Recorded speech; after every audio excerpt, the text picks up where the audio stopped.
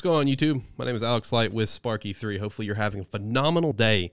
Whatever day you're stumbling across this video, this podcast known as Lighthearted. Now, if you're new, if you're already here because, maybe you listen to Lighthearted. You listen to Lighthearted for the past year now. Hey, shout out to you. Thank you for coming over to check out the video format. We appreciate you for that. Episode 40 of Lighthearted officially begins video format for us here on SparkE3. If you guys are already subscribed to SparkE3, maybe perhaps for other podcasts, Anime and Plus, Anime Manga podcast, then you know that started video format as well. And you know that probably listening to it, we've been teasing this would come to video format also. But, this little intro we're doing here is strictly for YouTube only. It's not going to be in the audio version. We want to give a personal hello to our new YouTube viewers. Hopefully you guys are having a great day. If you would be so kind to like the video or dislike it if you don't like it, that's cool too. Our lives are going to continue on just like yours. You can also subscribe. That'd be nice. So what is Lighthearted? That's the main thing I wanted to talk about here is what to expect out of this show. You came across it. It maybe got recommended to you for one reason or another.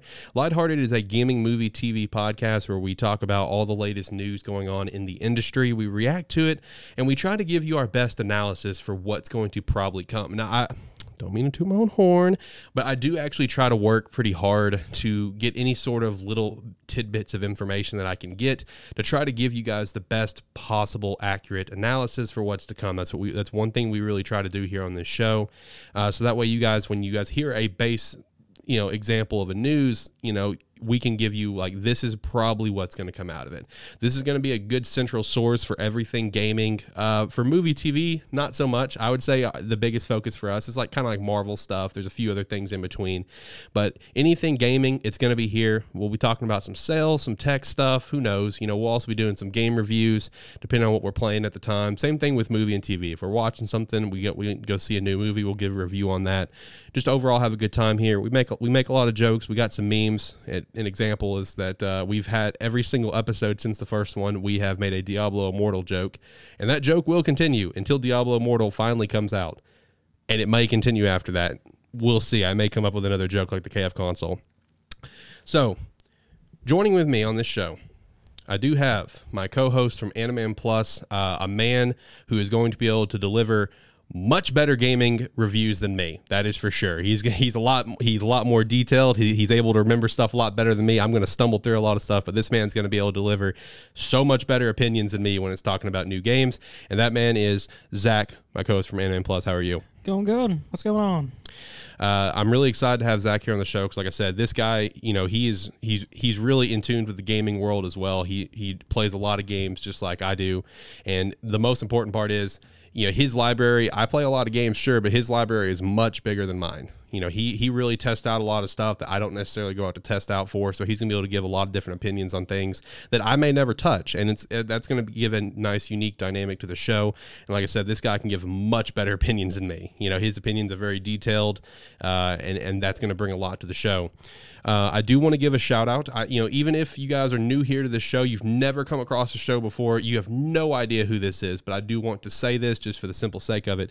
My co-host that was from episodes 1 to 38, a man that delivered so many hilarious voices here on this show, helped me deliver a lot of jokes like the Diablo Immortal, the Only Flans, merch store, and more. His name is Nick, also known as Thurblife, also known as Plug Daddy.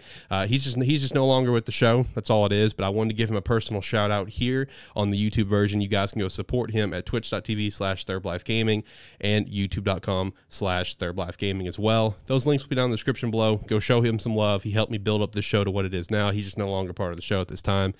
I will also say, Zach is my primary co-host, yes, but we're going to have kind of like a revolving door of cast members. If you guys, want to go check out the audio versions, episode 39 featured a good friend of ours, former roommate of mine named John. And, he kind of he fit in pretty well, and he enjoyed it. We're going to try to get him back on the show here soon, maybe take over and do camera job, because right now Zach is rocking double duty, doing cameras for both shows. Get someone else to be able to do cameras as well is going to be a nice dynamic. Plus, we got a couple other people that we're thinking about that we want to get on the show as well. So we're going to have a revolving door, which is going to be nice. Get a lot of different opinions, a lot of different thoughts in, about everything going on in the gaming, movie, TV world, most notably the gaming part. We're at the time we're recording this is May 15th. We're right around the corner for E3, so we have lots of shit that's going to be coming out over here in the next few months. We have a really packed 2021 for stuff coming out. And it's just going to be a fun time. So if you guys could subscribe to the channel, we would greatly appreciate that. If not, hey, that's okay. Life's going to keep on moving forward. I think that's it. You got anything for the YouTube viewers only before we actually start the show here? I mean, I appreciate if you found us. True. If you are checking out Lighthearted and you have any sort of inkling into anime or whatnot, check out Anime Plus as well, which has been going doing video. True. And see Alex, myself, and our other co-host Josh. And if you like what you're hearing or hopefully going to hear, please give us a subscribe and help us out. Get out there. Maybe show up in other people's recommended. That's true. That's a good shout out. Also, since he mentioned Josh, one other thing that we do here on Lighthearted is we do like to celebrate, some notable anniversaries for gaming series that we're huge fans of. Last year, me and Nick, we did a Super Mario 35th anniversary special. A lot of fun to do where we ranked the top 35 Mario games, and we have other specials we plan to do. The next two that are lined up is a Pokemon 25th anniversary special and a Zelda 35th anniversary special, both of which our co-host, our friend Josh over at Anime Plus is going to be starring in both of those alongside me. After that, I think the next special I have lined up is the Nintendo GameCube 20th anniversary special, which is really exciting. GameCube is still potentially my favorite console. I don't know. We'll see. I'm a big GameCube fan, so really excited to do that special here later this year. But I think that's it for the YouTube intro. So, Zach, if you could send us back over to our half-ass of an excuse of a intro screen, I'll hit the music for the audio listeners. When we ever going to get something other than a wall? Whenever I get off my lazy ass and decide to do it.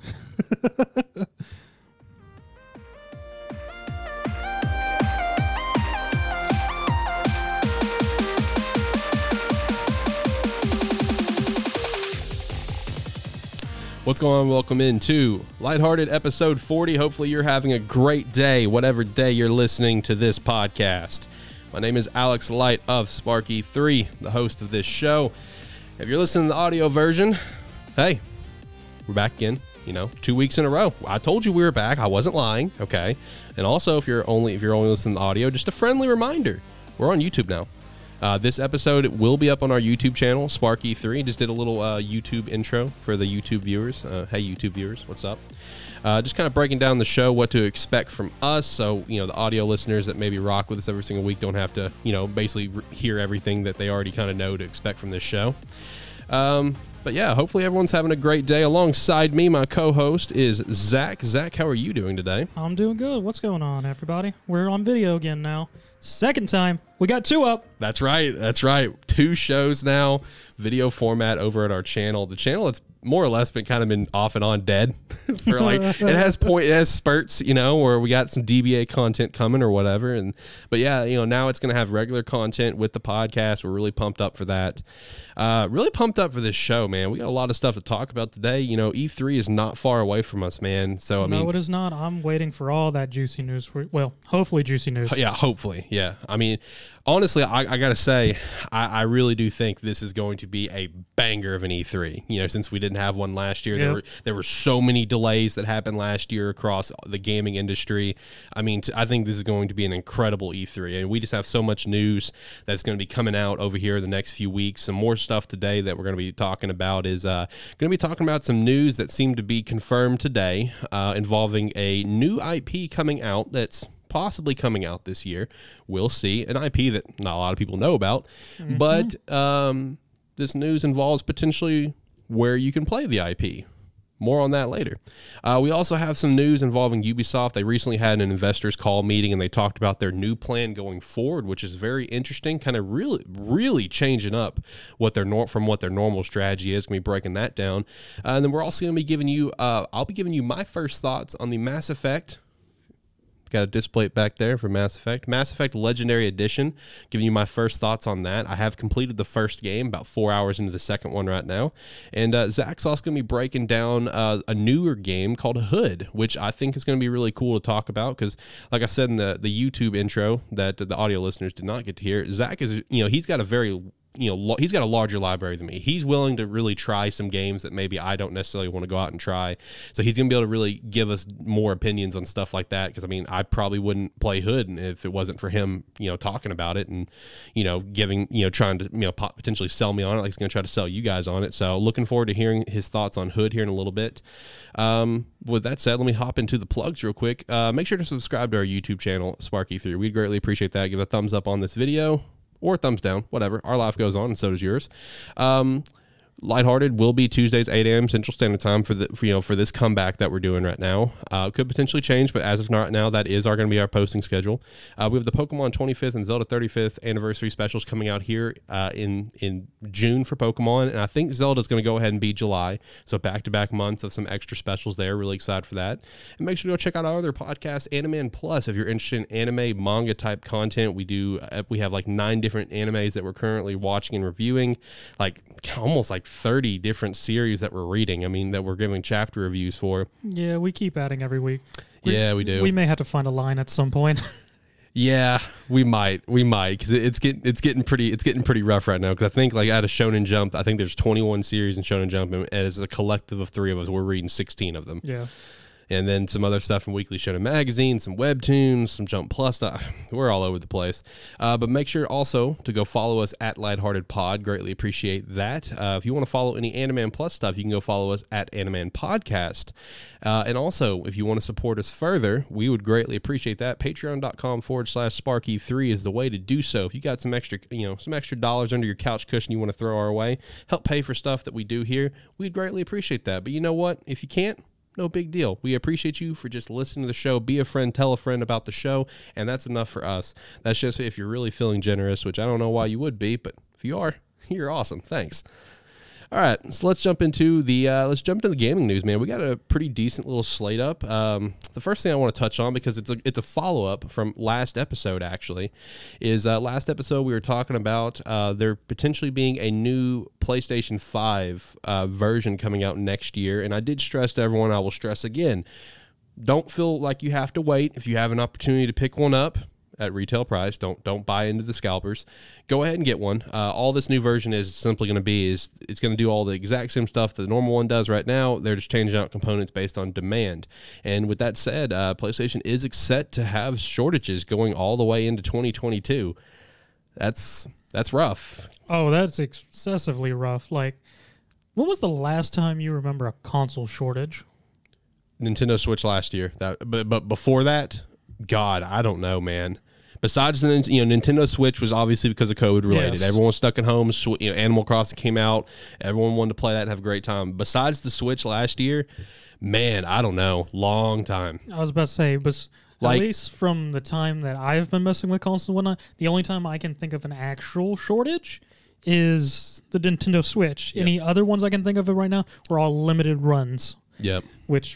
So the fact that the PlayStation 5 is still having shortages, which it's been out almost 6 months? Yeah, about half a year now. Yep. And they're planning for it to go through to 2022. I mean, great for Sony and your sale of the console. Yep. You're absolutely destroying. Yep. But that's rough for everybody else. Yeah. And I'm sitting here racking my brain, and maybe you can, obviously it seems like you're going to be on the same page as me. I'm trying to think back to the last generation release. I don't think it was this bad trying to get the Xbox One or the PS4. It wasn't. If I remember right, the last time that we had what felt like a console shortage besides the Switch last year in 2020 was the Wii release back in 2007. I know I was a kid. We were both kids, but I do happen to remember how it was kind of tough to find a Wii or see a Wii on a shelf. That's the only time that I can think of a console shortage. But yeah. Now that I think about it, yeah, I do slightly remember that. Just only seeing the Wii spot when I was a kid and going around Walmart or Best Buy or whatever, and it was just always empty. Yeah. So I don't know. Hopefully that can get sorted out at some point. Their hand is probably going to be forced, and they're going to have to go ahead and switch out the inner components like they're talking about, so that way they can, get it on the shelf for 2022 fall season. Holiday season 2022 might actually be the accurate window when we're going to be able to walk into a Walmart or a Best Buy and see a console on a shelf. That's just wild to me. 2 years after release is, exactly 2 years ago. Like I said, fall 2022 might be where it'll be normal to walk into a store and see something on a shelf. That's just wild to me. I mean, I don't think it's wild, because the wild thing of your statement is the fact of walking into a store. That's fair. That's totally fair. Fair point. Fair, well played. Next bit of news I've got that I wanted to give a little shout out to is apparently Target, and I'll update this. I saw Walmart as well. They're no longer going to be selling Pokemon TCG cards, or sports cards as well. They're not going to be selling them in stores at this time, just because of the incredible scalping issues. There's been people that's gotten in fights over this. I mean, Josh, our co-host over Animan Plus, he told me that he went to Walmart near him and they happen to have some Pokemon cards, and Josh said he literally saw a couple people fight over trying to get this booster box and elite trainer box is what they were trying to get. Yeah, they were about to fucking throw down there in Walmart, man. So Target and Walmart both have discontinued the sales on those. So if you're a big TCG guy, sucks to suck, but unless you like Yu-Gi-Oh, I guess. Yu-Gi-Oh! Or Magic. Yeah, Yu-Gi-Oh! Or Magic you're still good on, so you can go hit those up. But Pokemon, not so much. Good luck trying to find those online. We had a game announcement, a game that I thought about checking out. I never did. I'm curious if you did, but Ghost Runner 2 was announced. Did you ever check out Ghost Runner? I never actually touched on Ghost Runner, but it actually looked very good in the bit of streamers and some other people I watched play it. It seemed very fun, flowed pretty. The flow is what interests me. Yeah, the flow was what really good, and because it's like so heavy, like parkour, right? Yes. Yeah. So kind of interested to see more about Ghost Runner 2. It actually kind of prompts me to want to check out Ghost Runner 1, because I know Ghost Runner, the first one, like I don't even think that was like a full blown title. It wasn't, because they got released at like what, $40, $30? Yeah, I mean it was a cheap price. Yeah, no, it was a fairly cheap one, and it was an indie studio. I'm pretty sure it was in India. Yeah. And everything, and it came out. It just came out. I remember seeing it coming out like a couple weeks. I was like, oh, that seems interesting. Never touched on it, but yeah, no, there wasn't any, at least from what I remember, there was no big trailers or anything. It was just community hype. Gotcha.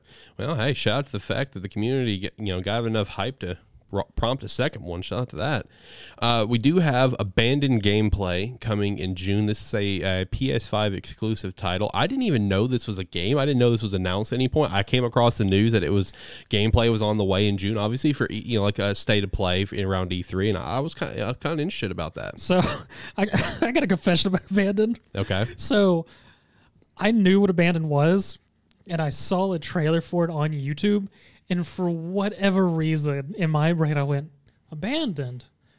Huh, that seems like an interesting movie, and I'm watching it, I'm expecting a movie trailer the entire time, and like it goes through, I was like, this seems like a really weird movie. I don't know how and then finally I look at the channel, and it's like... PlayStation. Yeah, it's like the Sony channel. I was like, I'm a fucking dumbass. That's hilarious. Hey, mistakes happen. Thank you for that confession. That's funny.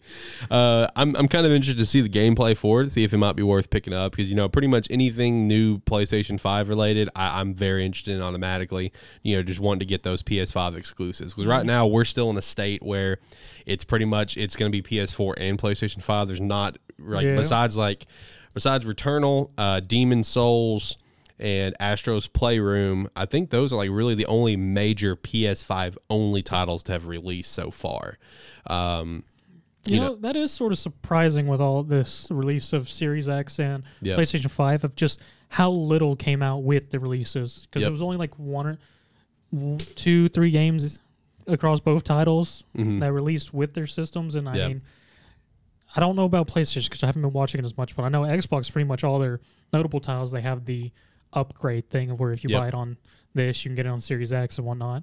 So it's been sort of interesting just seeing the lack of release titles and just them having to backlog stuff onto it so people have stuff to play. Yeah, especially Xbox. Losing Halo at launch was that was a shot. So Halo's launch lineup was not the strongest. Xbox's launch lineup was not the strongest. No. So I know John was talking about this on episode 39. Dragon Quest is something that he was really interested in, possibly getting a Dragon Quest 12. The Dragon Quest 35th stream is actually set, and it's actually the first international stream ever. So everyone can check it out in all in whatever language. That's set for May 26th.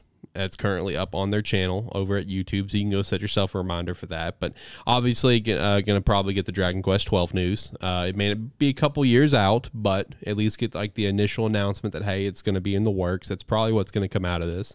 The only disappointment is if it was a Dragon Quest Heroes 3. I mean, not a bad game series, but when everyone's really looking for an RPG. Well, I mean, hey, it might be. They might do both. You never know. I mean, it's a stream event, so who knows what all they're going to talk about. Zach's just shaking his head, but, hey, you never know. But, and then obviously, we're going to get Dragon Quest Builders, right? I mean, obviously, we're going to get the sequel completely. Well, it would be the third. Yeah, it'd be the third. Yeah, exactly. We'll get that for sure. Have no fear, Dragon Quest Builders fans.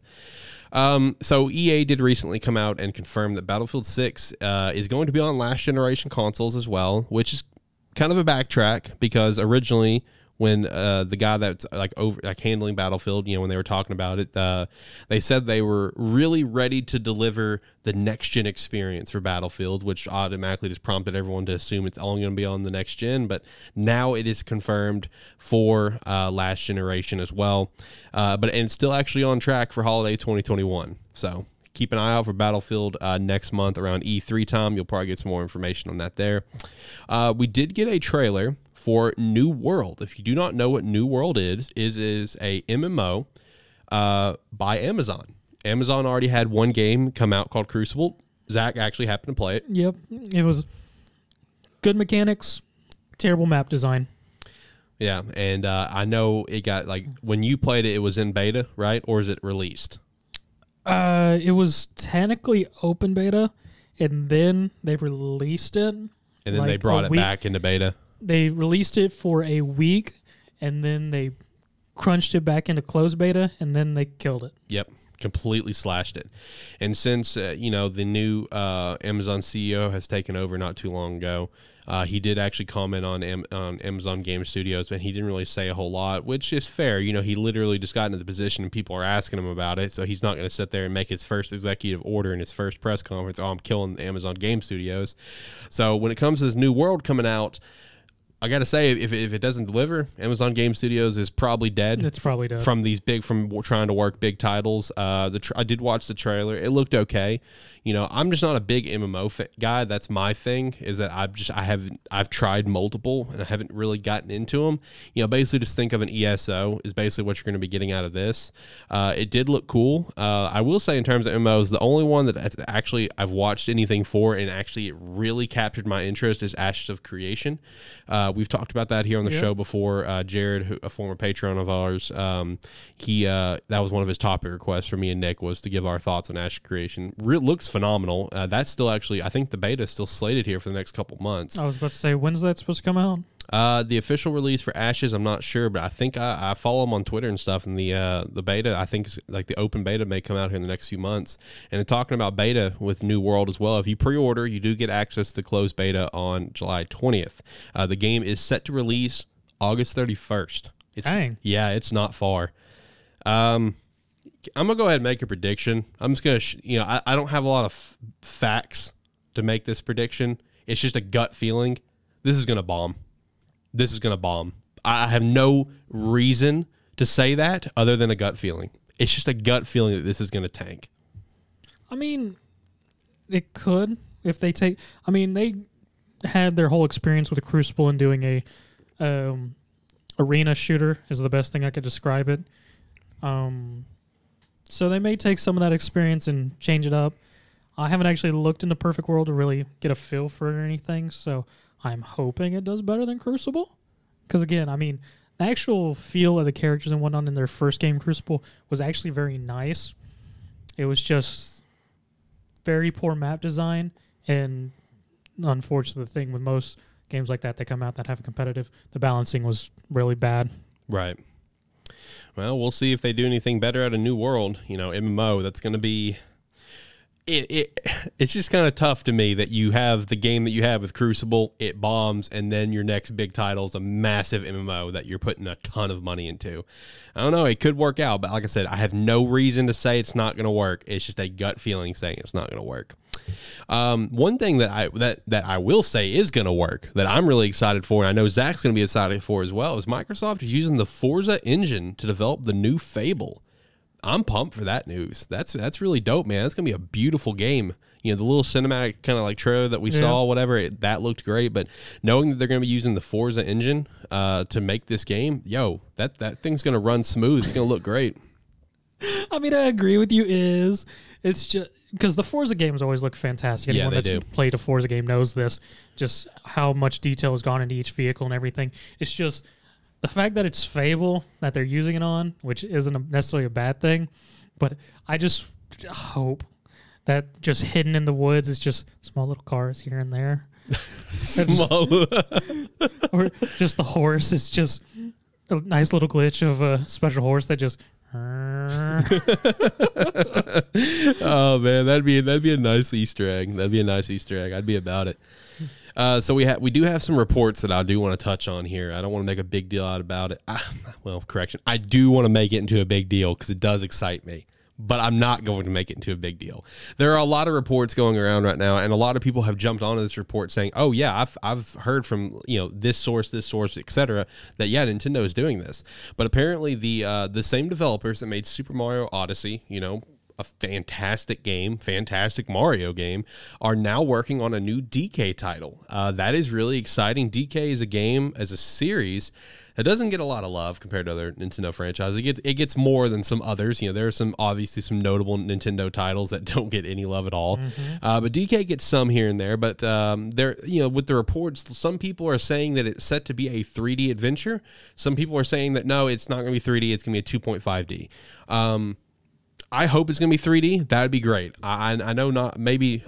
I know a lot of people hold it in high regard for like nostalgia reasons and stuff, but I'll be honest, my favorite Donkey Kong game is Donkey Kong 64. I thought it was super cool. I was hoping that was going to stay the direction of Donkey Kong. Obviously, it did not. Going into GameCube, we had Donkey Kong pretty much became music games with the jungle beats and the Congo Bongo, whatever. And then it went back to like Donkey Kong Country style, whatever, going over to I think like the Wii and the Wii U, now the Switch. So I would love a 3D adventure. That would be awesome. I'm all about that. I mean, I like the 2D, 2.5D because those are just classics and everything. But I mean, I feel like this would be a good time personally if they did attempt another 3D. This would be the time. If they did another sort of action adventure of Donkey Kong 64, because I mean, Donkey Kong 64 was a very fun game overall, and just the whole fact of the just playing as the entire Kong family besides Cranky. Yep. And just got introduced some a couple new ones that you never seen before. I love Lanky. Yeah, Lanky. I love Lanky. And just all that fun stuff. And just calm down on the completionists this time if y'all are going in that direction. Fair. That was awful. Fair. That game was a pain for that, yeah. I'm going to hope for a 3D. If it's a 2.5D, it won't surprise me. But I've seen reports of both, that it's going to be 3D and 2. But Zach does bring up a good point. Ooh. What if they did... which I highly doubt they would, but it'd be funny.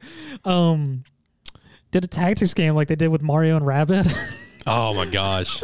just the whole Kong crew. Let's be honest, it's Nintendo. That would not surprise either of us. Let's be real. I mean, it wouldn't, but then I would have to always be worried if I'd get another singing ghost of some sort. That's fair. Yeah. No, something like that would not surprise me. Some sort of weird gimmick type of game like that. It wouldn't shock me. That's just how Nintendo operates. But I'm going to hope for a 3D. I am. I think I would love for that. I would also love, if we did a 3D, I would love it to almost be like a spiritual successor to 64 and maybe get some of those characters back. Because like I said, I love Lanky. Chunky was cool. Yeah. Those out of those characters, I'm pretty sure those two never made another appearance. Tiny did make another appearance in a couple of things here and there. Like I know, like let's say the Mario baseball on the Wii. I don't think Chunky and Lanky ever did. Lanky may have made an appearance in the DK racing game on the GameCube. I think he was a playable character. But Chunky, no. Chunky's been dead. Chunky died. Yeah. I think the only time Chunky's shown up again, I think, was an animated series. Yeah, I think so. And I mean, Tiny was actually in before 64 because she was in 3, Donkey Kong Country 3. That was Dixie. Was that Dixie? Yeah, that was Dixie. Whatever happened to Dixie then? See, I don't know. And if we did like a spiritual successor, maybe brought those 5 back, could bring in Dixie as a playable character, my boy Funky as a playable character. I'm all for a Donkey Kong 3D adventure like Super Mario. I'm all for it. Let's do it, man. All right, so going on from there, this one actually is pretty exciting news. I know Zach's gonna be a fan of this because last episode when we were talking about what to come out of E3, his big thing was new IP, so that's what we're going to talk about here. PlayStation, Herman Hulst, he is the Guerrilla Games managing director and co-founder. Guerrilla Games being the Horizon series.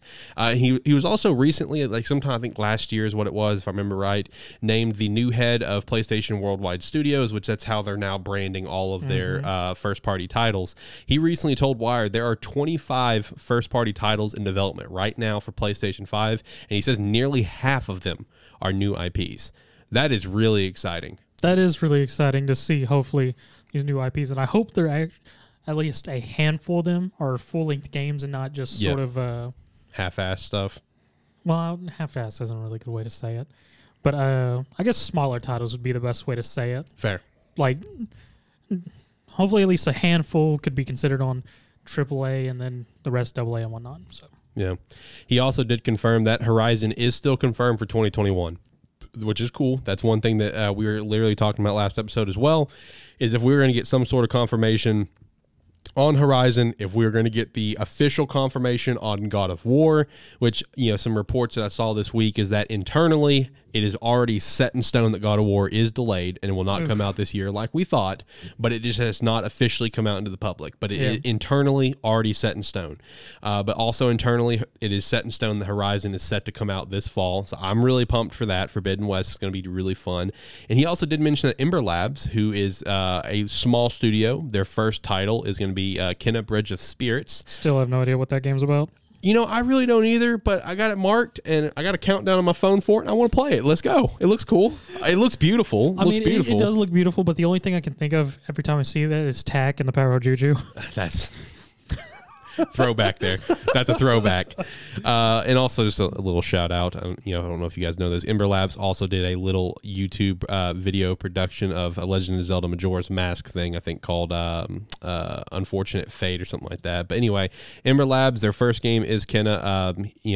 Herman did confirm that they have started to work on their next title with Kenna coming to its wrap up. It's set to come out, I think, early September or August. One of the two. Yes. So it's right around the corner. So Ember Labs have started their next project. I'm excited to hear about their next project because Kenna, while we really don't know a whole lot about it, it does look beautiful. And this is a small team as well, so I'm really hoping Kenna's going to deliver and do really well to maybe help build the team up a little bit more, to give them the funding from PlayStation to further, kind of push what they're trying to do here. You know what people are really looking forward to, though? That's not a new IP, though? Diablo Immortal? Nope. Overwatch 2.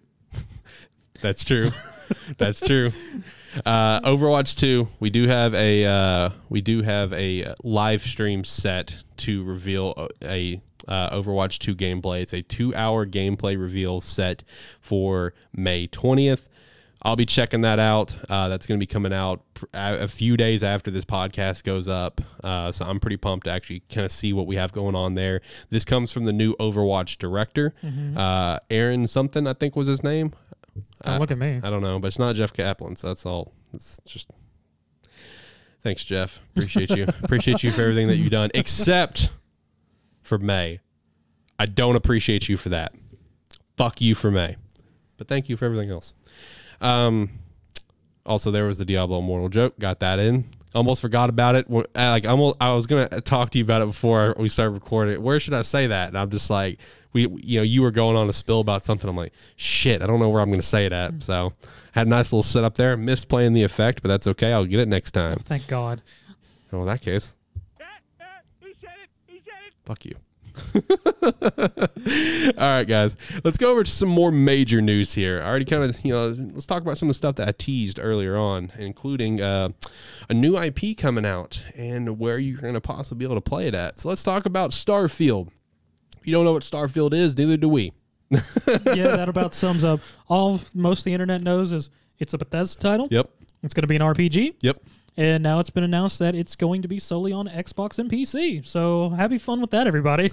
Yeah, Jeff Grubb of VentureBeat. He's pretty notable gaming news writer out there. I know like Jeff Grubb and Jason Schreier are two of the larger ones out there, in my opinion. Especially Jason Schreier. I mean, he writes for Bloomberg, for God's sake. Jeff Grubb recently confirmed that Starfield will be on Xbox and PC only, and I know a lot of people are uppity, mad about this, and I don't understand why. I really don't. I mean, because it's not on their console of choice. I know, but it's just like it's one of those things like, how stupid can you be, kind of thing. And I'll go ahead and say I don't care, because it's like, hey, my Xbox spent like $7.5 billion on one of the biggest, most world-renowned gaming publishers in history. Of course, they're going to take their new IP and keep it themselves. That just makes sense. They don't have to share, It's actually, I do want to give a shout out. I was hard set calling this like late last year. I think this is, me and you may have talked about it on 38 when you were on. I believe so. I know me and Nick talked about it on multiple episodes where I was hard set fighting for the fact, saying that Starfield was going to be on Xbox PC only, because here's my mindset. Obviously Bethesda, that alone is going to carry a title to some sort of financial success, and it's going to carry eyes to it because of Bethesda alone. But I mean, the purchase is now officially done. Oh yeah, officially owned by Xbox. This is a brand new IP. It just makes too much damn sense to start off this new partnership with this brand new IP that has a lot of eyes on it. With an exclusive. It makes too much sense. I've been hard beating on the table for this since last year, that this was going to be Xbox PC only. I came across a couple people that disagreed with me, saying, oh no, I think it could go to PlayStation, whatever, blah, blah. I was hard set on this. It makes too much sense from a business standpoint. And in terms of the other Bethesda titles, I still stand by also my statement that I do think Elder Scrolls and Fallout have the potential to go to other consoles. They're the only ones, though. In my mind, do not expect Doom, Wolfenstein. I'm drawing a blank on their other titles, but don't expect anything else on other consoles other than Xbox and PC. That's my opinion.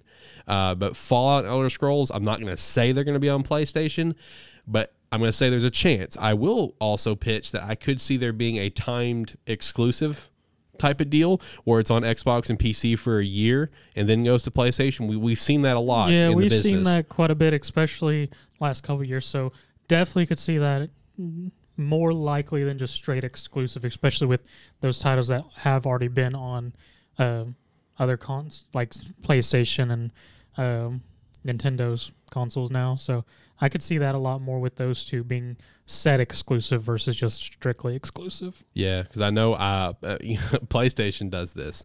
Yeah. PlayStation loves doing this, man. And I think the most recent one PlayStation's done, I could be wrong, correct me if I'm wrong if you happen to know, is the new Final Fantasy. Isn't Final Fantasy 16, isn't that set to be exclusive for PlayStation for like a year before it comes to Xbox? Am I right or wrong on that? I believe you're correct on that. And I want to say the FF7 remake was the same way, right? Or am I also, I can't remember. Yes, and actually I don't know. I didn't dig in too far, but yeah, okay. It did release on PlayStation a bit of time before it came on Xbox. Yep. So I do see that being a possibility for like Elder Scrolls 6 and any new Fallout game, Fallout 5, Fallout whatever you want to call it.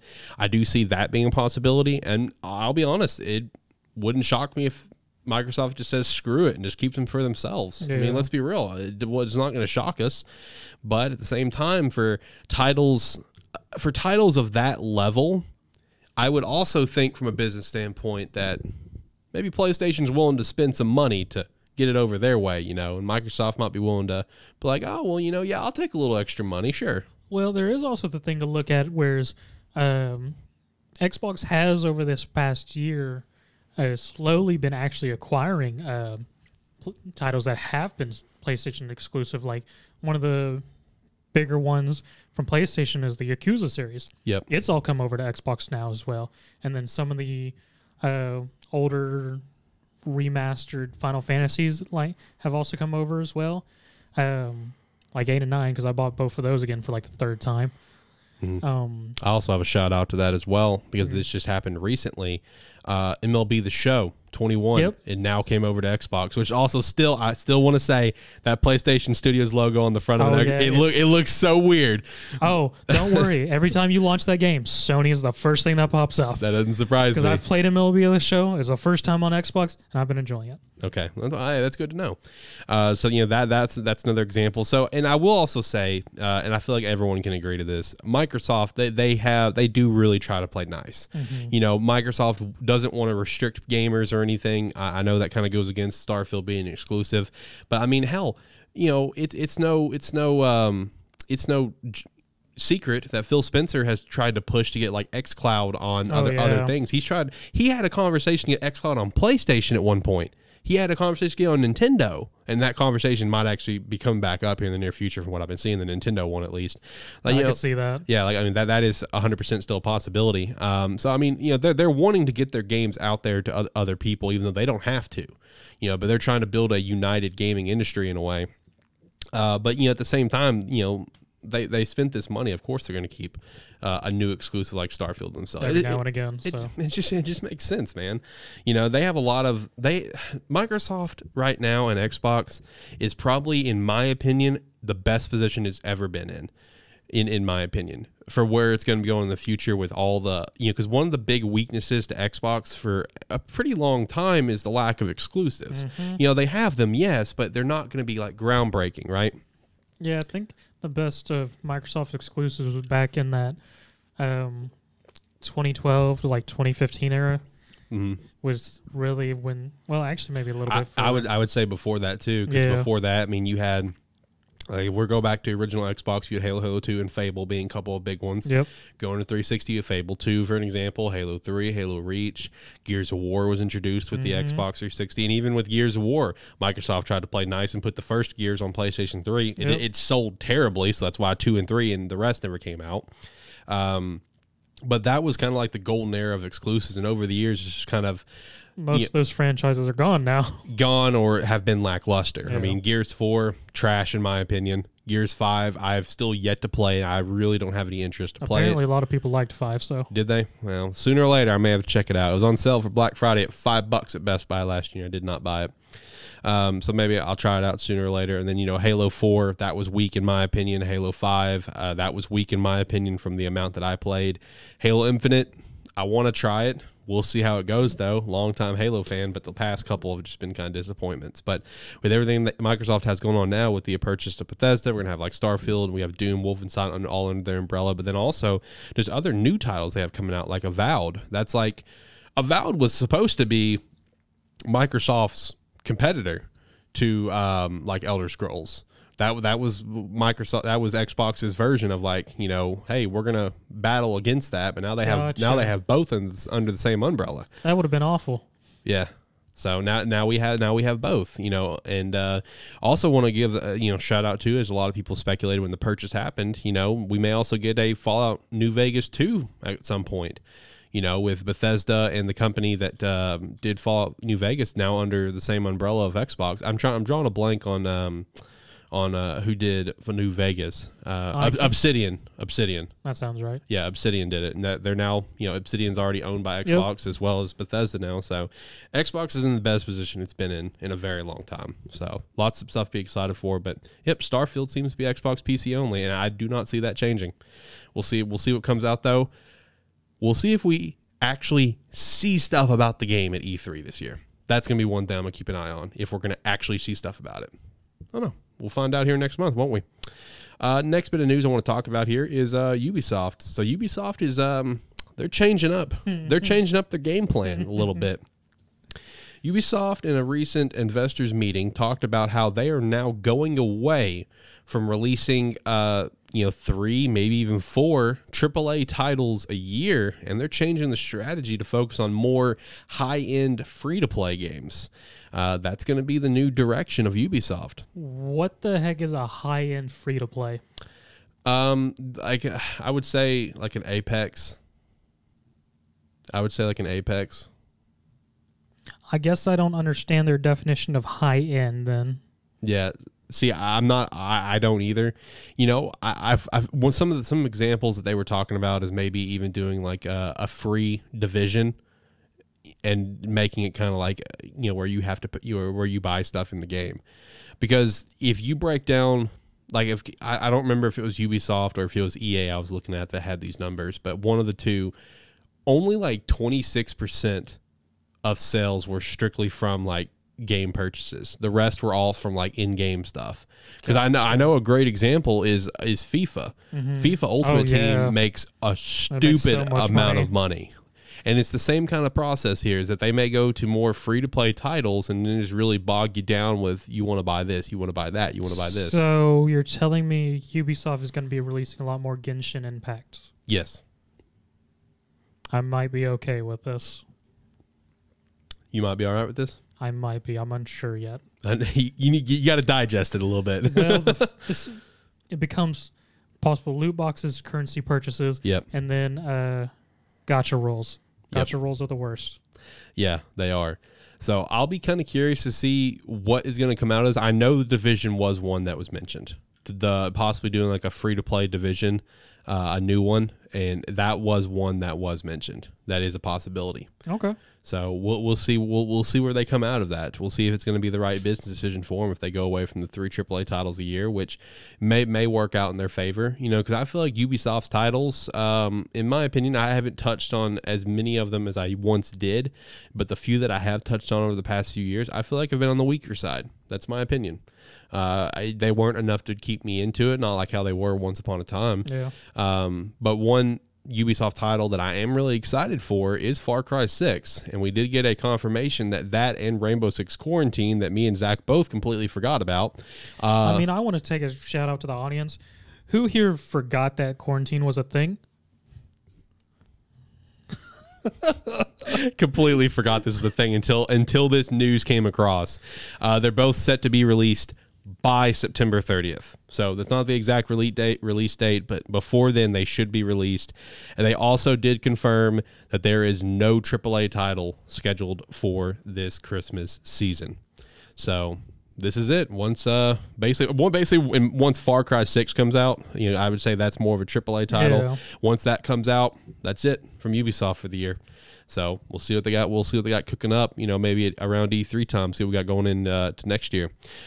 With that said, with Ubisoft's mindset on changing up their strategy, it did bring up a talking point that I saw on Twitter. People were kind of talking about, and I was kind of wanting Zach's thoughts here, just a little conversation of which is better.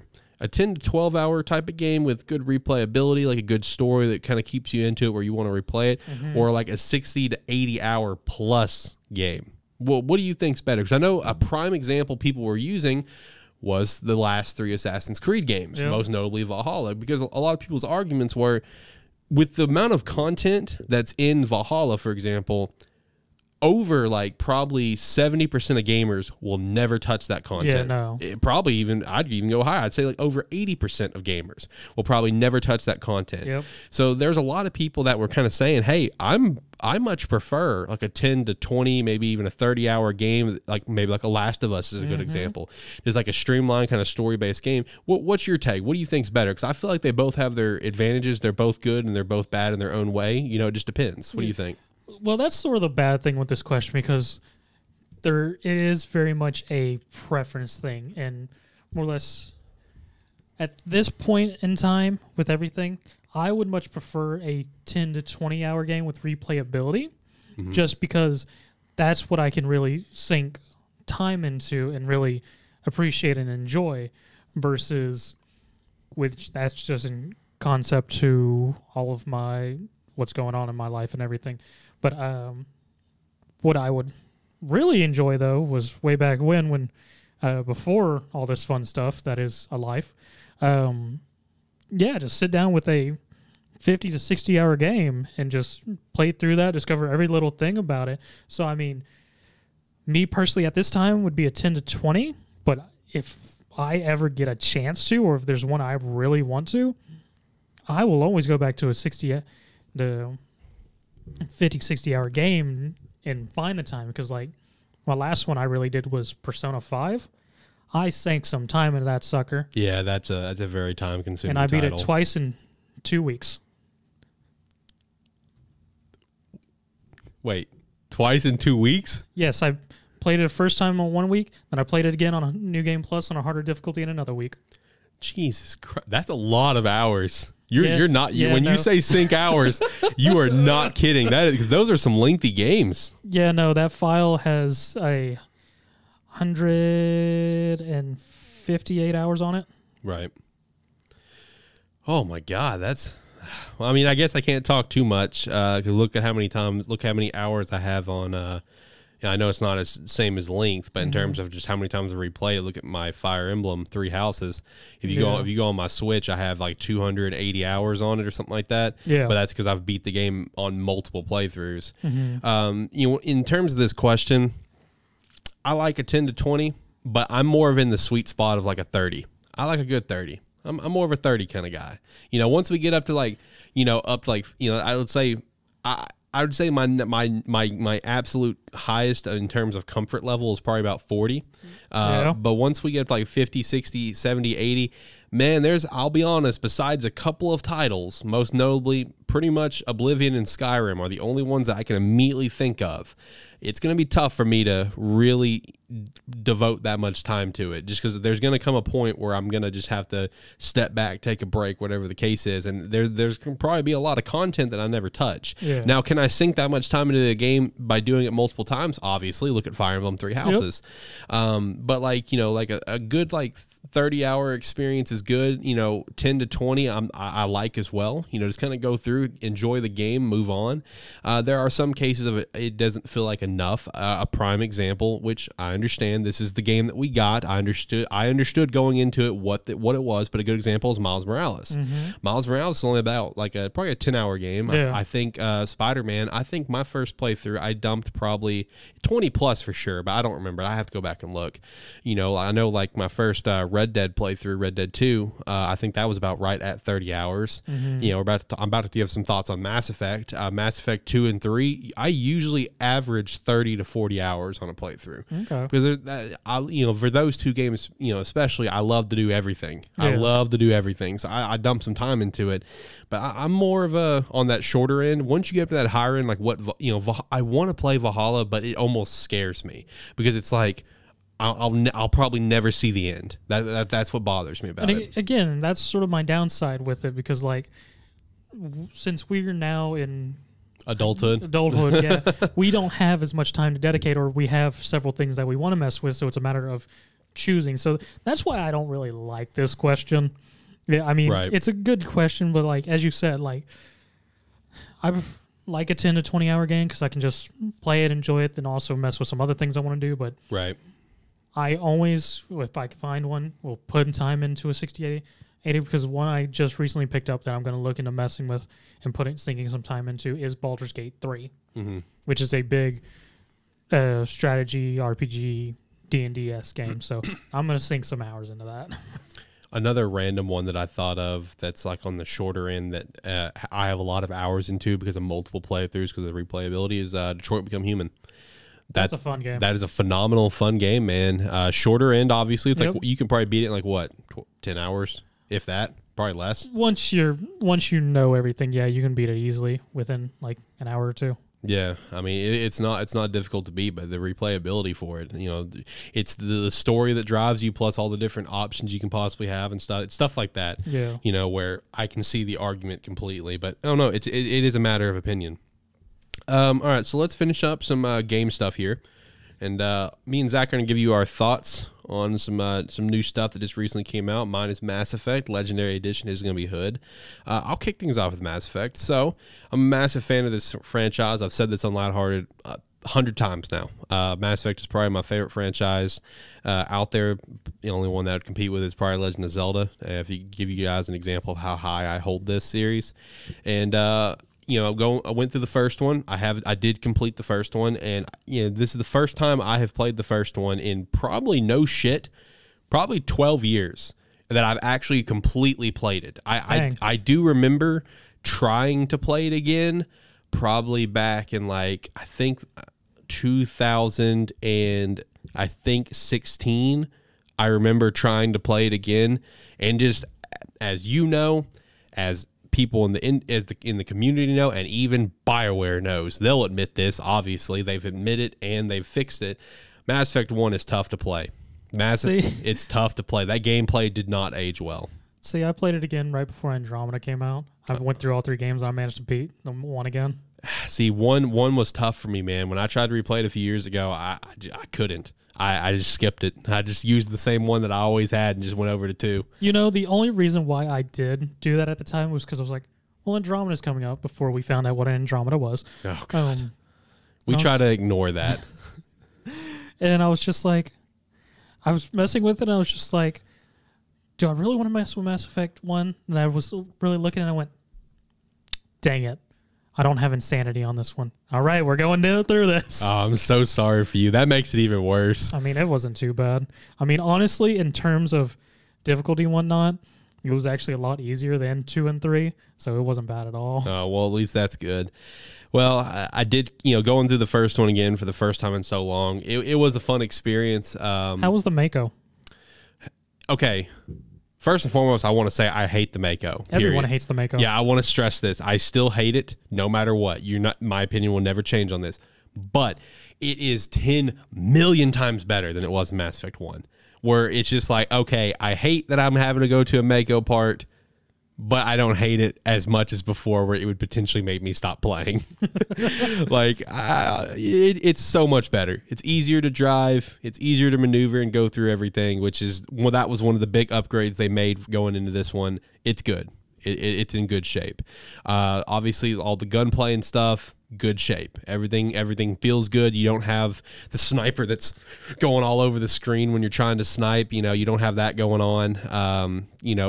Everything about the just general gameplay is so much better. It's so much more enhanced. Feels so much more fluid. It's not obviously on the same level as 2 and 3. Mm-hmm. I'm already 4 hours into 2 right now, and it's just like I feel so at home with how good the gameplay feels. I'm like, oh, this is so much better. This is fantastic. But 1 was good. It was, overall an enjoyable experience. I only dumped about 16 hours into it. I know it's a shorter title anyway. Yeah. I will say I did ignore a lot of side stuff just because, someone who's played through these games multiple times, it's played through 3 multiple times, I know what's important and what's not. There's a lot of side stuff that I've done before where I saw it pop up. I'm like, you're not important. I mean, yeah, I can get a couple cool little bits of dialogue, that I can just go watch on YouTube, so I'm good. I don't need you. I did do a handful of side stuff that I did personally really remember and enjoy. I did the DLC. That was fun. But I did ignore a lot of side stuff just because it just, at the end of the day, I knew it wasn't important, going into the grand scheme of things of where the trilogy goes. One thing I did do differently, and I've never as a diehard Mass Effect fan, I will say I am ashamed that I've never done this, just because I do like how the character turned out in 3. But one thing I've never done is I've never actually brought Kaidan over to 3. I'm kind of ashamed to say that, because it's like you would think, oh, if you're such a diehard fan, why haven't you done it at this point? I just never have. Kaidan's boring as shit to me. I didn't care for his character. I don't give a shit. But and I do like how Ashley turned out in 3. I like her character in 3. But going through this one again for the first time in so long, man, oh my, I can't stand Ashley. I just can't. So I'm just like, okay, we'll save Kaidan. I've seen online, I've read some stuff that Kaidan. First off, I've read that Kaidan is arguably the best unit in 3 because of how many boxes that he checks off for what he can do for you.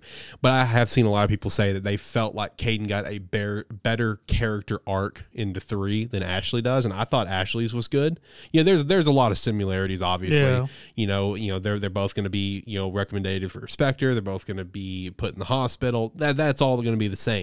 But in terms of just like the general dialogue, talking to him on the ship and stuff, Kaidan, everyone feels like Kaidan got a lot better out of it than Ashley did. And I thought Ashley got out pretty well. And one thing I did like about Ashley, going over to 3 is that my boy James was able to hook up with her if you didn't get with Ashley. So shout out to that. But now James is going to be left single. Sorry, James. I like you, but you're on your own, man. You got a hand. Go use it.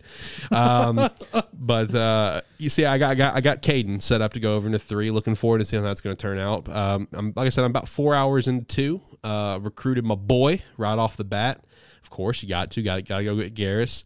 Went ahead and got Mord, and then I got the 2 DLC characters, obviously. And I think I'm going to set up to get Jack, who's also one of my favorite characters.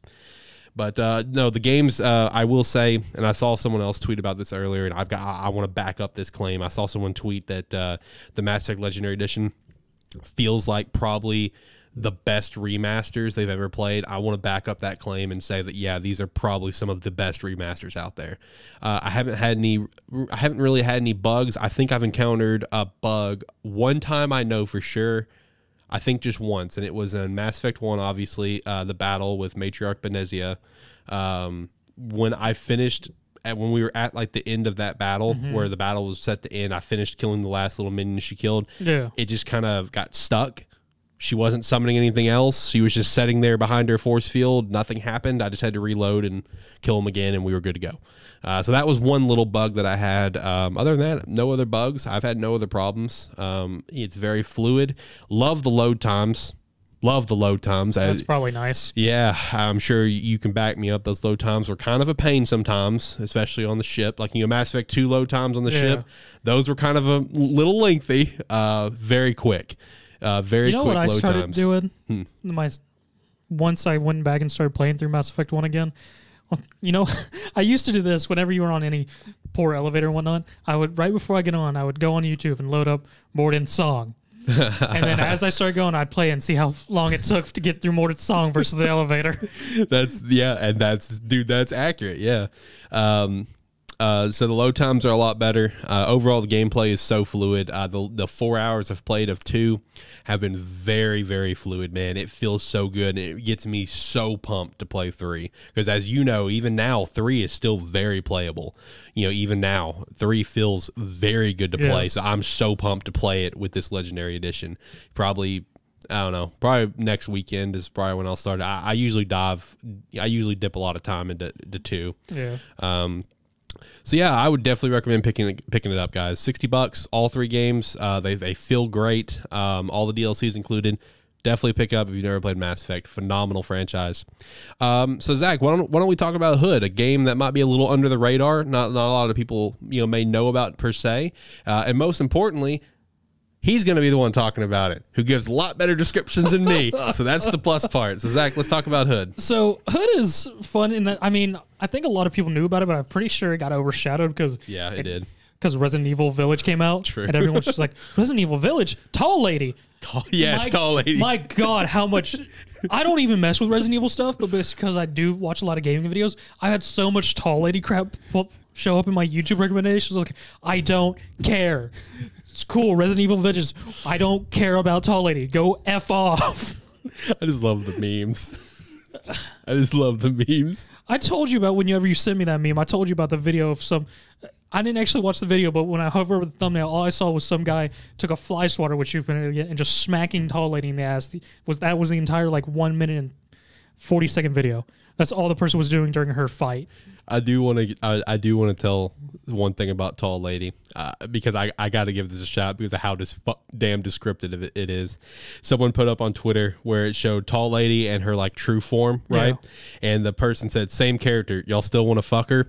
And this one chick retweeted this and said, "I would let her rip my pussy apart, tie the flaps above my head, and attach a ribbon to the knot like a fucking balloon."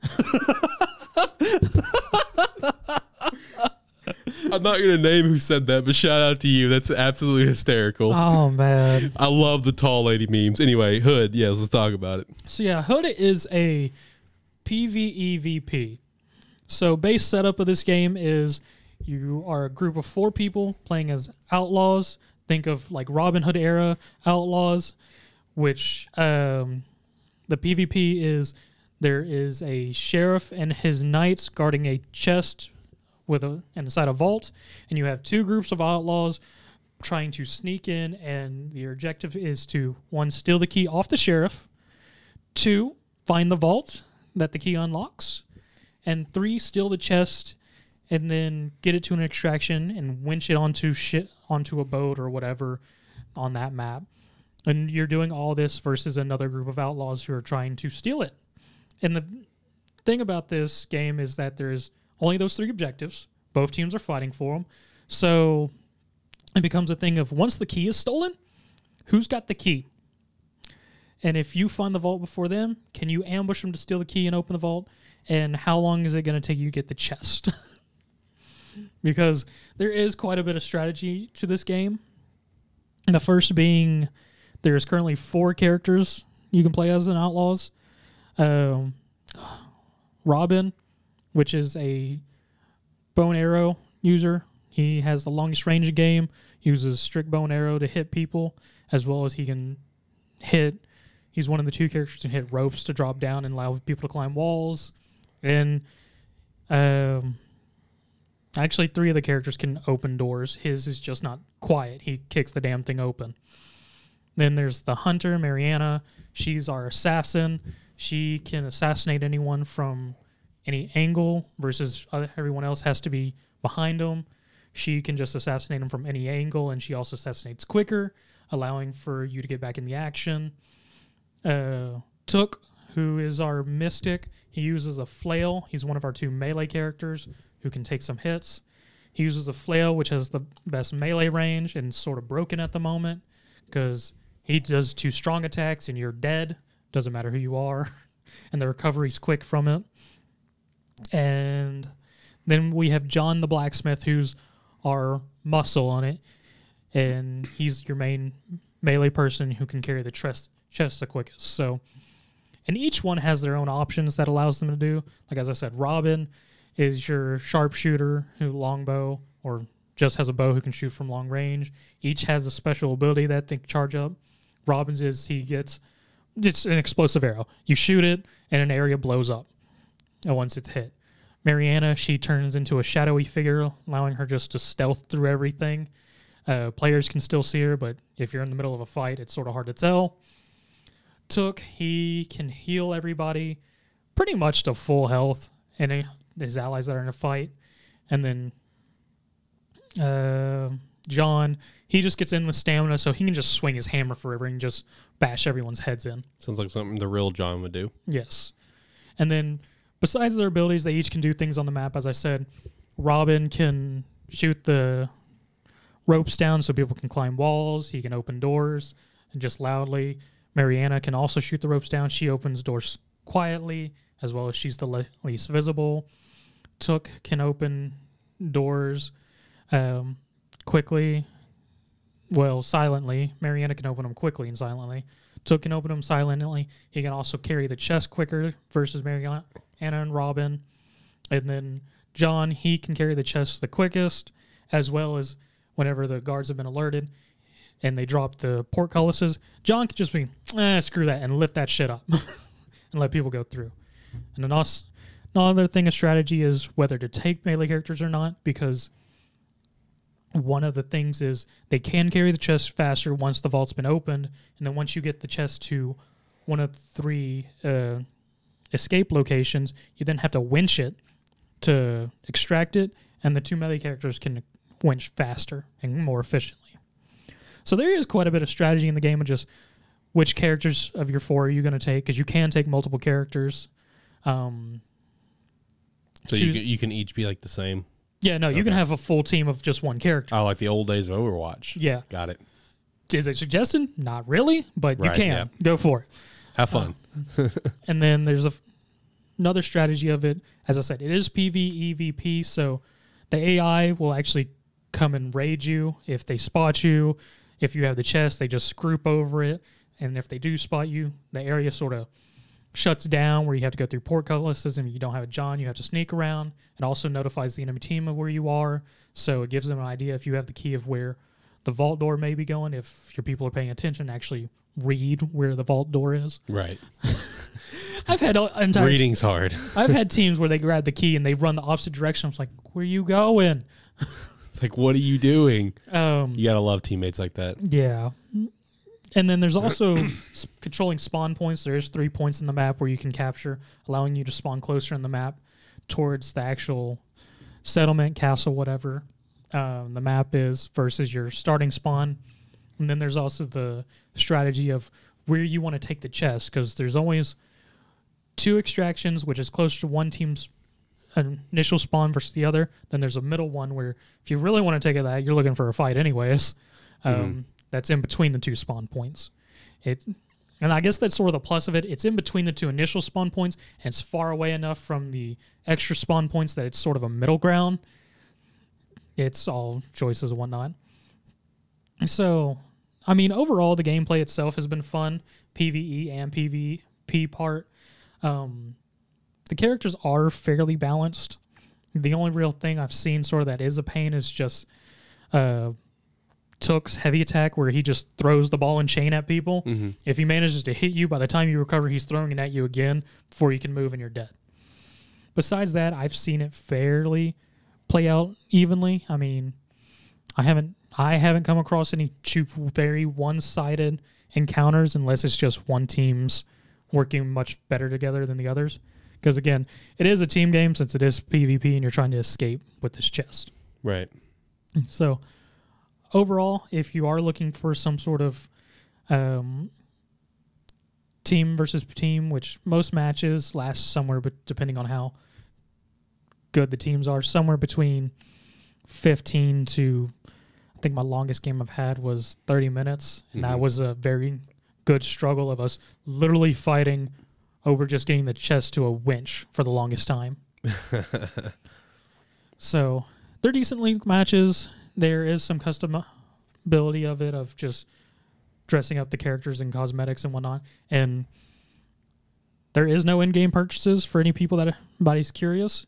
No in-game purchases. Good. Just literally just all straight, just playing the actual game. And unlocking. Yes. Gotcha. All the characters are immediately unlocked. The only thing you actually have to buy and unlock is the cosmetic weapons and costumes with in-game currency. And then perks, which perks aren't too badly priced to help do builds, because literally just a single win will usually get you enough to buy a perk. The only other thing about it is whenever you do finish a match and you divvy your gold between putting it in your purse so you can buy stuff or upgrading your hideout so you can unlock more stuff to purchase. But yeah, main base of it is just the characters itself and just playing the maps and the actual strategy of controlling points and acquiring things to get more or less set your team up better. What would you kind of like rate this? What would you rate this game like out of 10, for example? At this point in time, I would probably give it an overall, me personally, 8. Okay. Because there is quite a bit of replayability.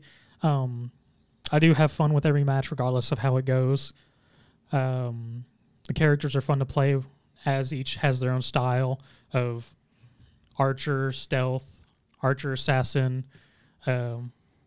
bruiser, and there's outright tank. And just it can get a bit wild with some of the times, because as I said, that 30-minute game I had, that was literally a fight of us fighting over a single control point that was next to the chest to acquire the chest, which was also being hovered over by the sheriff, who you have to steal the key from. And the sheriff's a badass who, if he grabs you, you're just dead. No, it's done. Yeah, literally he grabs you and you're just have to watch a several second cinematic of just you being crushed by him. There is no, once he's caught you, there is no saving. Oh, God. Well, I'll be curious to see if anything can, potentially come out of this game. With it being multiplayer, it's all going to come down to a player base. Yeah, and that is the big thing. It is strictly a multiplayer game, and that is sort of why the game itself is just base game is $29.99.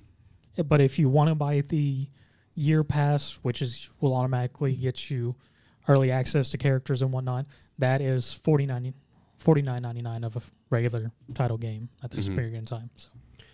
Yeah, I'll be curious to see if anything else kind of comes out of it, how much support goes into the game going forward. And, hey, you never know. This game could get a large surge later on. Just depends on what kind of comes out, what kind of they do. I mean, we've seen it happen before. Yeah. The random games. Among Us is the best damn example at this point in time.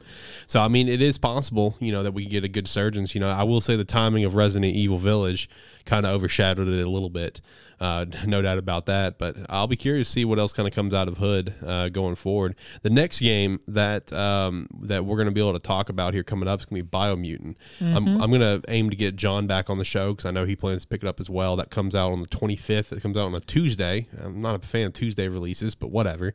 So looking forward to trying that, giving our thoughts on that. That's kind of another under the radar title, in my opinion. You know, it's getting, let's be honest, it is. You know, it's not getting as much push as a lot of titles are, but either way, excited to play that. If I had to rate the Mass Effect Legendary Edition, I feel like my rating's gonna be very straightforward and it's 10 out of 10. Period.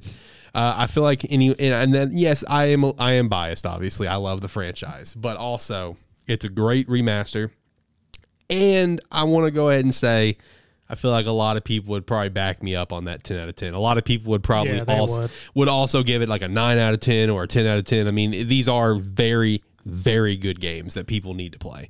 But I would give this Legendary Edition an easy 10. Easy 10. Another thing I want to give credit to Hood, why I gave it an 8, is the fact that after playing it for about a week, I have run to I've personally not run into almost no sort of failed game mechanics or tons of glitches. Oh, that's good. So like this has been a solid release. The only real big glitch I've come across is, for whatever reason, if you leave a lobby to go back to your camp to mess with stuff, sometimes it'll randomly load your comms into an in-progress game.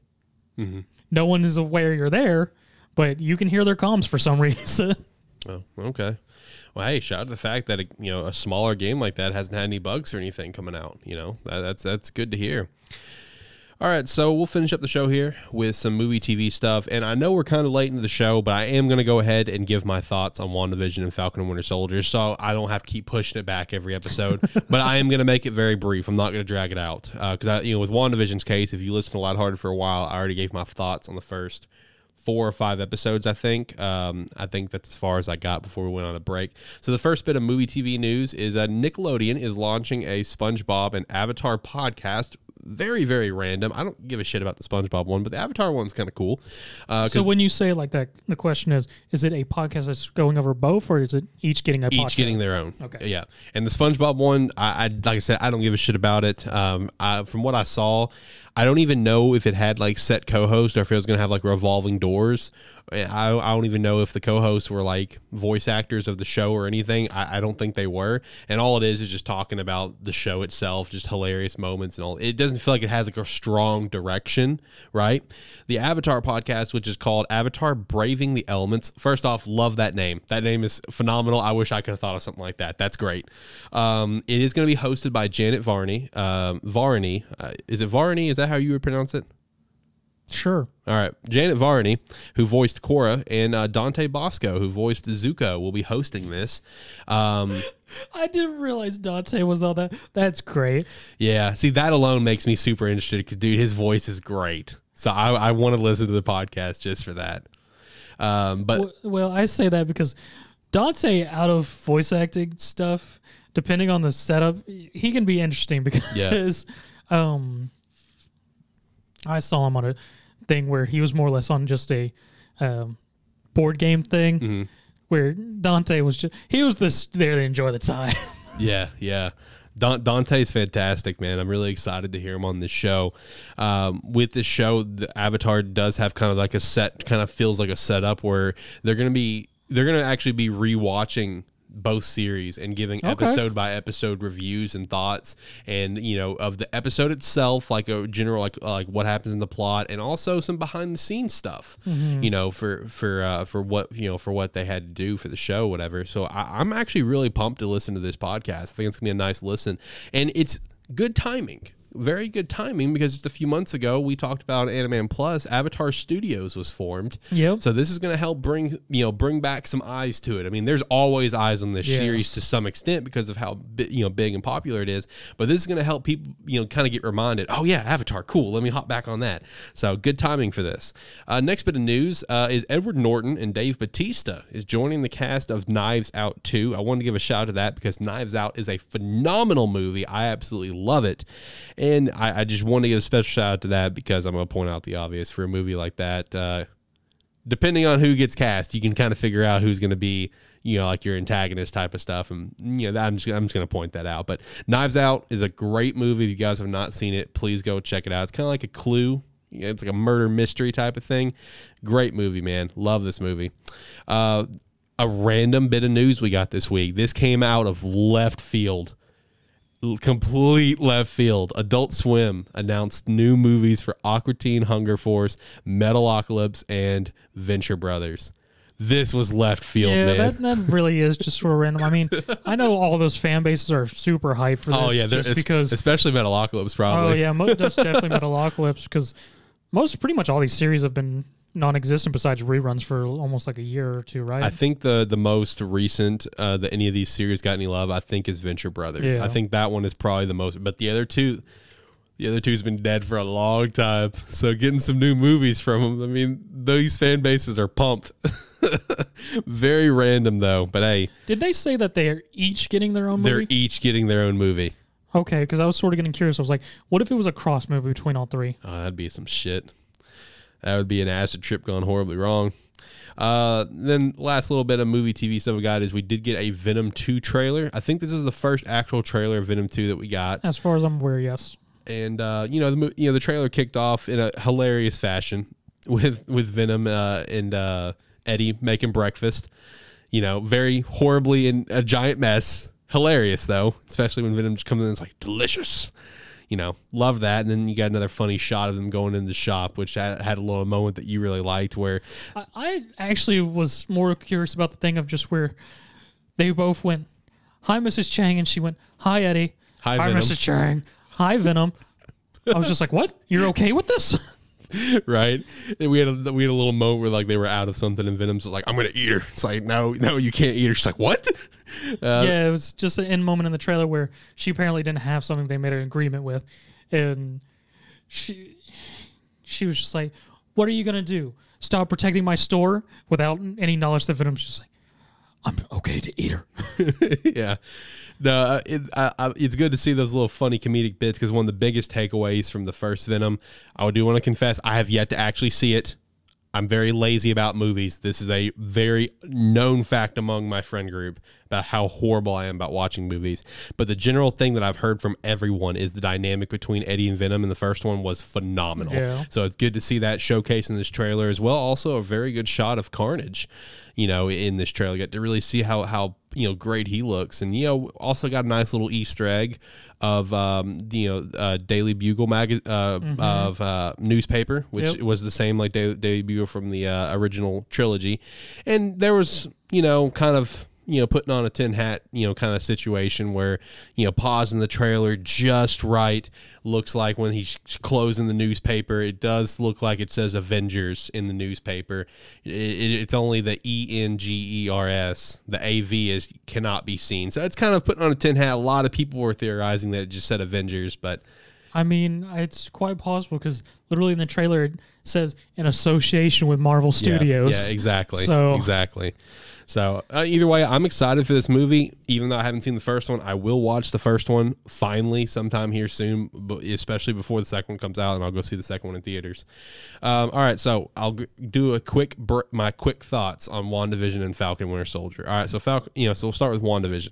First off, if you watched WandaVision and you watched the first 3 episodes and drop it, get off your ass, go back and finish watching the series. I understand the first 3 episodes are kind of a little bit of a drag because it's like very heavy sitcom based. It's focusing mostly on the sitcom stuff that the show is kind of built on. But if you only got to the first 3 and you quit, go back and watch it because it gets better. Okay, trust me.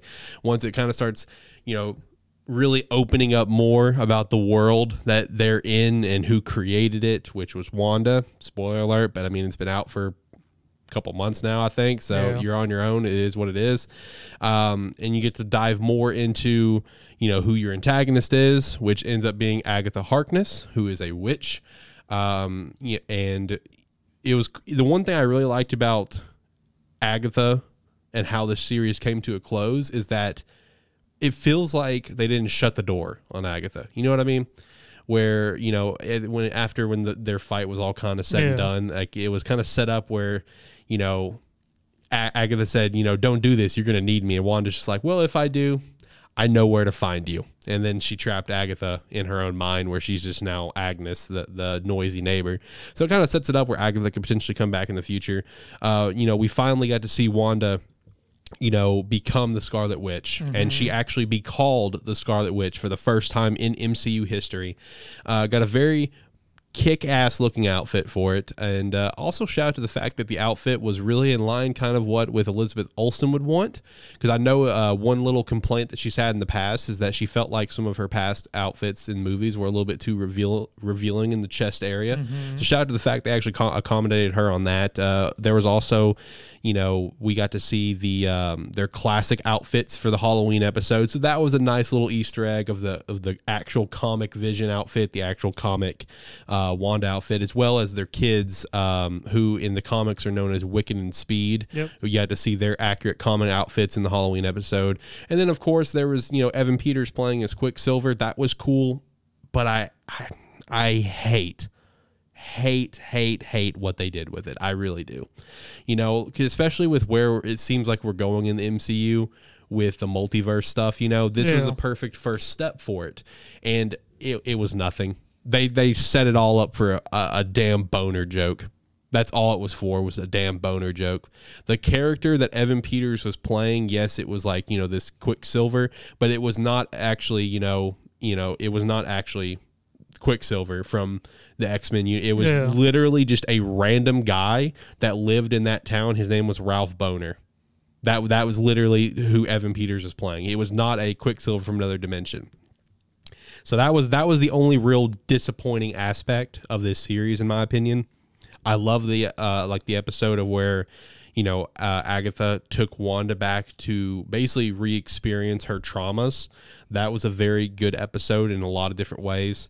Especially when you kind of got to see what kind of got her into the sitcom thing, which helps set up where we got to where we were. Her as a kid with her parents and her brother. You get to see the event they talked about in Age of Ultron where the bomb came in, whatever. You get to see that actually played out now. As well as whenever, when she goes to see Vision's body, which, how it was set up in this show from the director of S.W.O.R.D. is that she came in and stole Vision. That's not the case. She literally went in to see Vision, and she just ended up leaving. The Vision that you see throughout this entire dream sequence is just a Vision that she happened to have created from basically the remnants of the Mind Stone that was inside Wanda. Because during that trauma episode, you get to see her interact with the Mind Stone, because obviously the Mind Stone was in the possession of whatever group. I'm drawing a blank, but the group that was on the beginning of Age of Ultron, where they came in and bust up the place, whatever. Gotcha. Yeah, they had the Mind Stone at that time, and she got to interact with it. And when that happened, it kind of rubbed off on her more or less.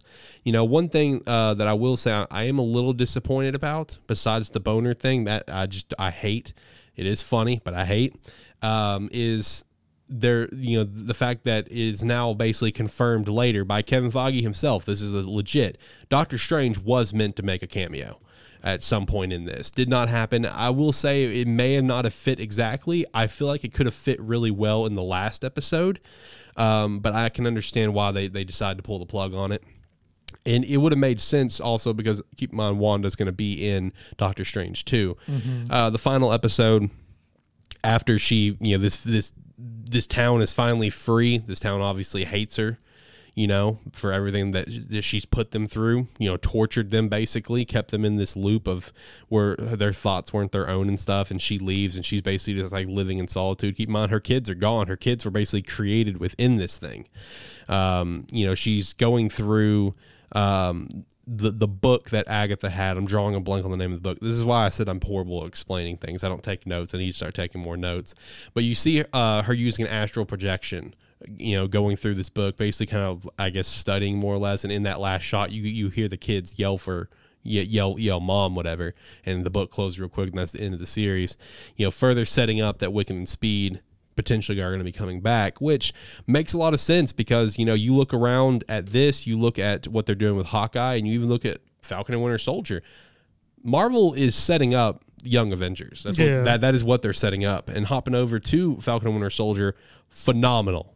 I love WandaVision, but Falcon and Winter Soldier is a lot better. Falcon and Winter Soldier, hit a lot of topics where Marvel's like, let's do a little stuff a little bit different. Because I know one of the big things that they kind of hit and talked about was, you know, like a lot of racism stuff. You know, that was a big topic. You know, like the line of that Isaiah Bradley, he was introduced in this, who is, you know, was known as like the Black Captain America, you know, in the comics and stuff, is, you know, he said the line, you know, that kind of really sticks out to a lot of people, where it's just like, you know, they will never let a black man be Captain America. That was like episode 3 or 4, whenever he said that. And you know, it was just a really, it was a powerful series of just where the world is now post the snap, and, you know, different topics being faced between like trauma, between the racism stuff that we are facing, and so much more. You know, a lot of people obviously hate John Walker for a lot of understandable reasons, but give a lot of credit out to Wyatt Russell for doing a phenomenal job portraying John Walker. He did a great job, you know, really delivered why you should hate him being the new Captain America and stuff. I got to say, one of my hands down favorite moments in this series that I want to give a special shout out to, that is probably potentially in contention for my favorite series, my favorite scene in all of the MCU.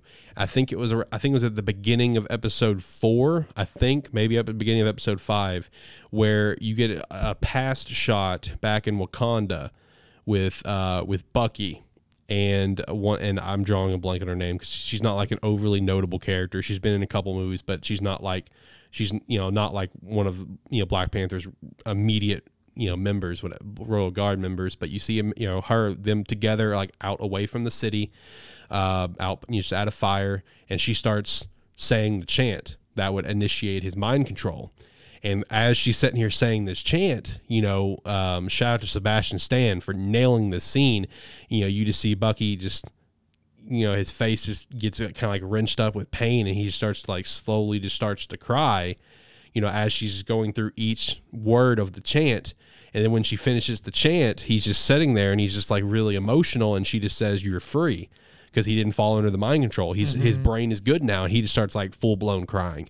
That is probably one of my favorite scenes across Marvel. Like, that was so well done, especially getting to see it. That was one of the cool things, you know, because it was just kind of, you know, just quickly thrown at you with Infinity War, that it's just, it's in you know, the post credits of Black Panther, that it's done, it's taken care of, but actually getting to see it was awesome.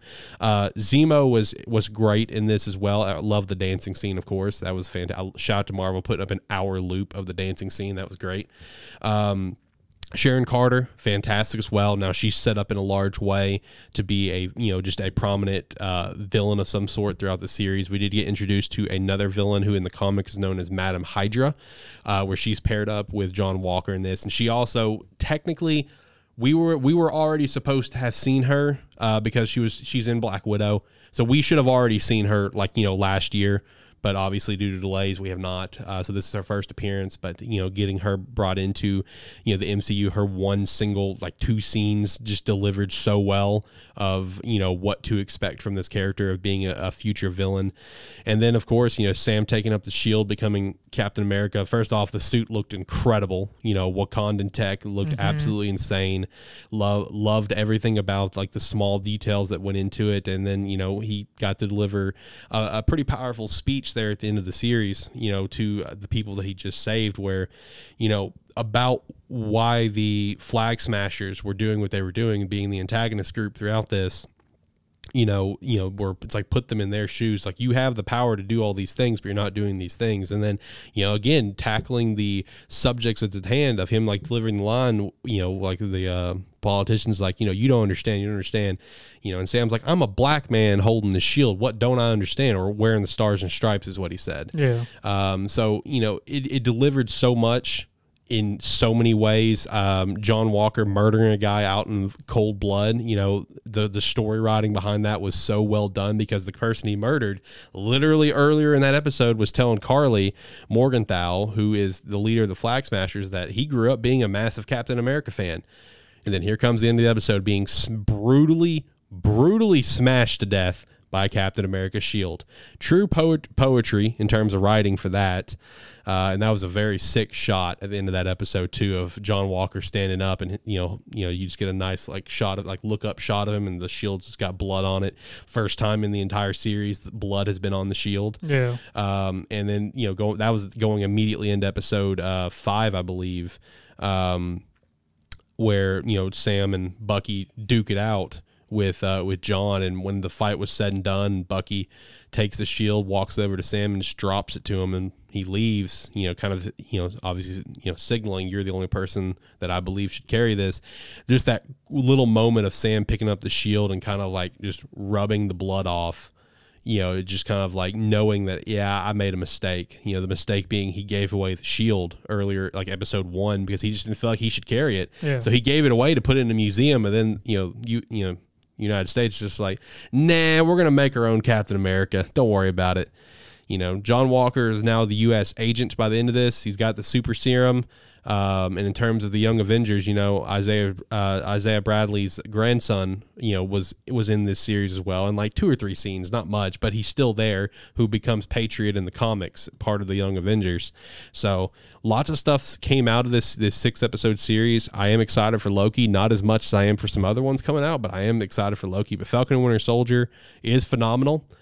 I did not do a good way of explaining. I did not do it justice because I was trying to do it fairly quickly without going full breakdowns like I would like to. But definitely, I recommend you guys checking it out. It's one of Marvel's best works, in my opinion. I really enjoy the episode, like basically the 6-hour movies that we're getting. I'm really enjoying that, and now it is confirmed for a Captain America 4. Is in the works with Sam Wilson as Captain America. So lots of good things came out of this series, man. And I want to say when WandaVision and Falcon Winter Soldier both are up for some awards, I think. I could be wrong on that. So lots of good stuff coming out of the Disney Plus Marvel shows. Really enjoying that. All right, we got to finish the show. This is one of the longer ones. Yep. That's on me. I had to get that out, man. I keep pushing it back episode to episode. Got to get it out. So, Zach, you got anything that you want to say here to wrap up the show? All I'm going to say is thank you, everyone who's watching or listening to this. If you are enjoying it or feel like helping out just a little, please rate, comment, subscribe, like, dislike, anything that your platforms allow. It does help get us out there, because if it shows that people are doing something to the show, the algorithm, somebody goes, no, maybe someone else will do something with it. So yeah, exactly. Thank you very much. Yeah, guys, thank you so much if you made it all the way to the end, whether if you're listening to the video format or if you're listening to the audio version. Either way, we appreciate you for listening all the way to the end. Super pumped for Lighthearted to be in video format now over at our YouTube channel, SparkE3. If you want to go support us further, the Patreon is a great way to do so. Don't feel obligated. We just appreciate it if you did. You can also go follow us at Lighthearted Pod. And then we have our other podcast, Animan Plus, Anime Manga Podcast. You can follow us at Animan Podcast as well. Got lots of good stuff going on over there. But yeah, I think that's going to do it. Kind of a lengthy one. We had a lot to talk about. Lots of cool stuff to be excited for coming up over these next few weeks and so get excited, guys. But until next time, hopefully you guys have a great day. Bye.